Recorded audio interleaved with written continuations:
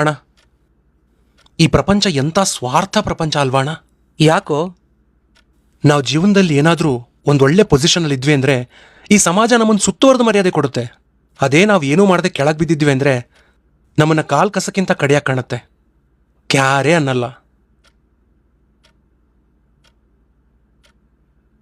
ನಾನೊಂದು ಟೊಮೊಟೊ ಅಂಗಡಿ ಇಟ್ಕೊಂಡಿದ್ದೀನಿ. ಅಂದರೆ ಒಂದು ಪುಟ್ಟಿಲಿ ಟೊಮೊಟೊ ಹಣ್ಣುಗಳನ್ನೆಲ್ಲ ಇಟ್ಕೊಂಡು ಕೂತಿದ್ದೀನಿ ಮಾರೋಕ್ಕೆ. ನೀನು ಬರ್ತೀಯಾ, 1 kg ಟೊಮೊಟೊ ಕೊಡಪ್ಪ ಅಂತೀಯ. ಆವಾಗ ನಾನು ನಿನಗೆ ಯಾವ್ದು ಬೇಕೋ ಅದನ್ನು ಆರಿಸ್ಕೊಳಪ್ಪ ಅಂತ ಹೇಳ್ತೀನಿ. ಆವಾಗ ನೀನು ಎಂಥ ಟೊಮೊಟೊಗಳನ್ನ ಆರಿಸ್ಕೋತೀಯ? ಕೆಟ್ಟೋಗಿ ಕೊಳೆತು ತೂತು ಬಿದ್ದಿರೋ ಟೊಮೊಟೊಗಳನ್ನ ಆರಿಸ್ಕೋತೀಯ?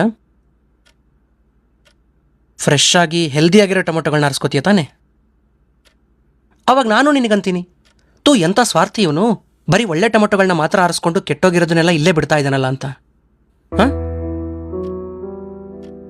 ಹಂಗನ್ನಕ್ಕಾಗತ್ತಾ? ಕೆಟ್ಟೋಗಿ ಕೊಳೆತು ತೂತು ಬಿದ್ದಿರೋದು ಆ ಟೊಮೊಟೊ ಹಣ್ಣಿನ ತಪ್ಪು, ನಿಂದಲ್ಲ. ಹಂಗೆ ಈ ಸಮಾಜ ನಮ್ಮ ಹತ್ರ ಇರೋ ಒಳ್ಳೆದನ್ನ ಮಾತ್ರ ಒಪ್ಕೊಳ್ಳುತ್ತೆ, ಕೆಟ್ಟದನ್ನಲ್ಲ. ಆ ಒಳ್ಳೆದನ್ನ ಸಂಪಾದನೆ ಮಾಡ್ಕೊಳ್ಳದೆ ಇರೋದು ನಮ್ಮ ತಪ್ಪು, ಸಮಾಜದ್ದಲ್ಲ.